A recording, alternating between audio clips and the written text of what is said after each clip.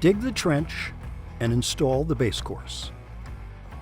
Sweep the base units. Apply a 1/2 inch dot of concrete adhesive every 3 to 6 inches. Place the first course of wall units. For the second course, when using a single height product, cut a large unit using a circular saw with masonry blade. Place the cut unit to establish running bond.